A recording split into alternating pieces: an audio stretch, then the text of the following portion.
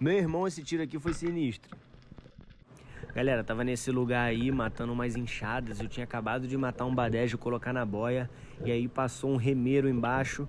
Eu já armei, nem me preocupei em desembolar a cordinha, porque remeiro é um dos meus peixes favoritos pro sashimi. Eu só vi o sashimi nadando, fui atrás dele e dei esse tiro aí de sniper que, meu Deus do céu. Puta que pariu, em câmera lenta. Se liga no capote do peixe. Esse aí, a alma continuou nadando, ele nem percebeu que morreu ainda. E detalhe que essa arma nem é a minha, hein? A minha tinha arrebentado os elásticos e aí eu subi no barco, peguei essa arma aí que é de um amigo meu e fui pescar com ela. Primeira descida, matei um badejo, coloquei na boia e antes de eu preparar a arma certinho de novo, passou esse remeiro. E aí eu não perdi tempo, desci pra matar meu peixe favorito do sashimi. E você, já comeu esse peixe?